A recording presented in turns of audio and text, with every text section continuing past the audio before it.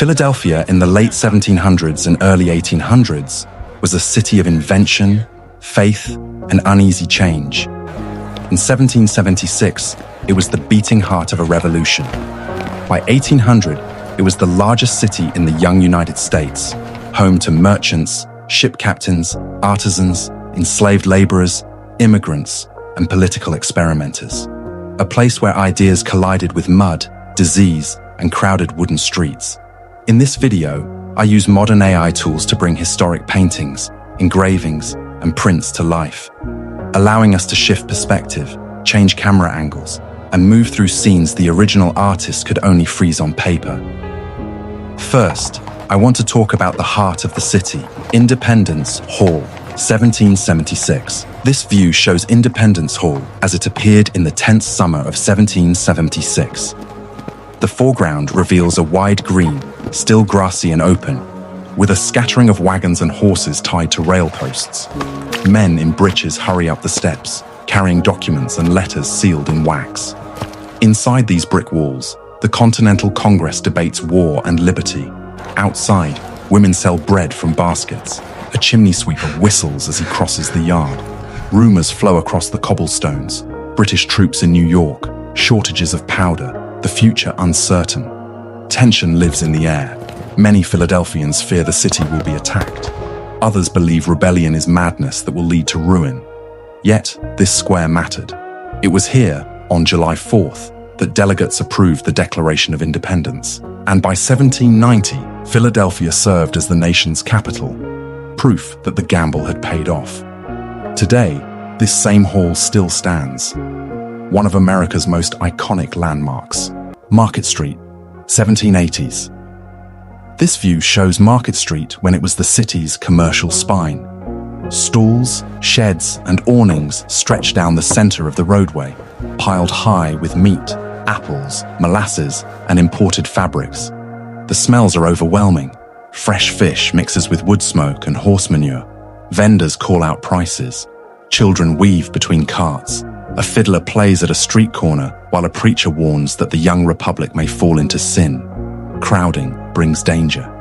Pickpockets stalk the bustle. Fire is a constant threat.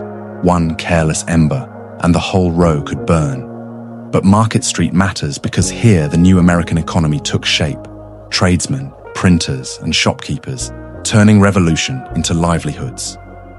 Today, Market Street survives in name and path, though the wooden sheds are long gone. Dock Creek and the waterfront, 1770s. This view shows Dock Creek flowing openly through the city toward the Delaware River. Ships from the Caribbean, England, and Africa dock along muddy wharves. Sailors unload sugar, rum, and spices. Others bring news, gossip, and sometimes disease. In the foreground, enslaved Africans are marched off ships and sold, an unspoken truth in Philadelphia's early story. Nearby, free black sailors hire on for long voyages. The creek stinks in summer. Waste and garbage fill the water. By the 1780s, the city decides to cover it over, turning the stream into an underground sewer. It mattered because this was the lifeline of trade, and the grim reminder that liberty in Philadelphia was never equal. Today, Dock Creek survives only as a memory beneath the modern streets. Carpenter's Hall, 1774. This view shows a small brick building set slightly apart from the crowded streets. Carpenter's Hall. In 1774, the First Continental Congress meets here, debating whether colonies should resist the crown. Workers walk past, barely noticing the history inside. Nearby taverns buzz late into the night. Arguments spill into the street. Should ordinary men risk everything for independence? British spies lurk in the city. Merchants fear losing their trade. But the decision to unite the colonies begins in this quiet room. The hall still stands today, surrounded now by skyscrapers. The State House Yard, 1793, yellow fever. This view shows a darker moment. Philadelphia in 1793. Summer heat presses down. Humidity hangs heavy over the city. People flee. Wagons loaded with furniture roll westward. Dead silence replaces the usual noise. Yellow fever strikes the crowd, spread by mosquitoes breeding in the wharves. Doctors disagree about treatment. Benjamin Rush bleeds patients, believing he's helping. Others insist he is doing harm. Caregivers from the city's black community step forward, risking their lives when others hide indoors. Nearly 5,000 people die, about 10% of the city. This mattered because it exposed the fragility of America's largest urban center. Today, nothing on the lawn reveals the horror, but the memory survives. Christchurch, 1700s, 1800s. This view shows Christchurch, its spire rising above low roofs and wooden houses. By the early 1700s, it is the tallest building in the colonies, visible from ships miles downriver. Inside, the wealthy worship in reserved pews. Outside, street hawkers sell pamphlets and ginger cakes. Children clatter past on wooden stilts, watched by stern church wardens. Class divides are obvious. Laws are passed, fines issued, and gossip traded under the steeple. Christchurch mattered as a center of civic life. George Washington, John Adams, and Benjamin Franklin attended services here. Remarkably, the church remains almost unchanged today. Benjamin Franklin's print shop, 1740s, 1790s. This view shows a narrow alley and a small brick shop at ground level. The whir of a hand press echoes in the room. Ink stains the wood.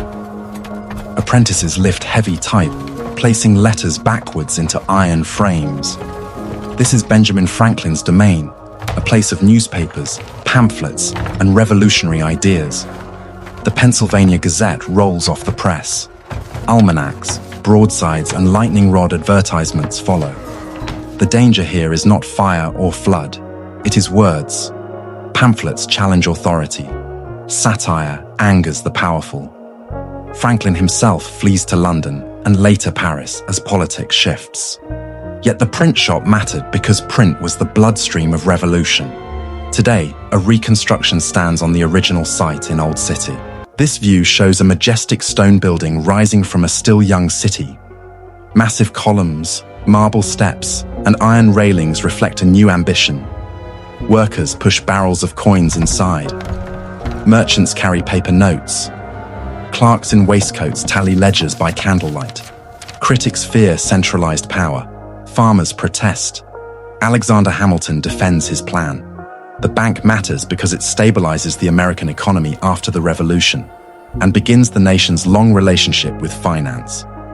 By 1811, Congress allows the charter to expire. A second bank rises nearby soon after. Both structures still stand in Philadelphia today. Germantown Road, 1790s, 1800s. This view shows a long, rutted road stretching northwest from the city. Stone houses line the way. German-speaking families farm, weave linen, and bake bread. On quiet mornings, the air smells of wood smoke and damp earth. By midday, wagons roll toward Philadelphia carrying flour, hides, and produce. But this road has seen war. In 1777, British troops and Continental soldiers clash in the Battle of Germantown, a smoky, chaotic fight that scars the countryside. It mattered because communities outside the city fed and supplied Philadelphia, binding rural and urban life together. Today, Germantown Avenue remains a major route, paved and bustling.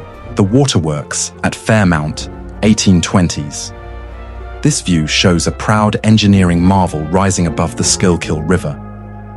By the 1820s, Philadelphia builds the Fairmount Waterworks, one of the earliest public water systems in America. Foreground figures stroll in fine dress, enjoying the landscaped terraces. Children peer at the great water wheels turning below. This is a city learning from tragedy. Clean water reduces disease and fires, yet maintenance is expensive. Ice jams and storms threaten the pumps. Still, the waterworks marks Philadelphia's evolution into a modern city. Today, the buildings survive as a museum overlooking Boathouse Row. The railroad age arrives, 1830s, 1840s. This view shows the edge of the city changing again. Smoke rises from early locomotives. Iron rails stretch westward, where farmland begins. Merchants watch with excitement and fear. Will the railroad bring fortune or ruin canal trade forever? Workers swarm the yards, hauling lumber, ore, and grain. Immigrants find employment laying track. Noise becomes constant. Steam whistles, clanging metal, shouted orders. The railroad matters because it breaks the limits of river and horse, binding Pennsylvania and the nation closer than ever. By the 1840s, Philadelphia is no longer just a port. It is a transportation powerhouse. Today, that legacy lives in the Northeast Corridor. Closing. The Philadelphia of 1770 to 1845 was a city of contradictions. Liberty proclaimed while slavery persisted. Science rising beside superstition. Elegant buildings overshadowing cramped alleys. Walking these streets in AI reconstruction reminds us that the past is not silent. It is crowded, noisy, uncertain, and full of real people, laughing, struggling, working, and dreaming. If there's another city, year, or moment in history you'd like to see brought back to life, let me know in the comments below. Thanks for watching, and again, thank you so much.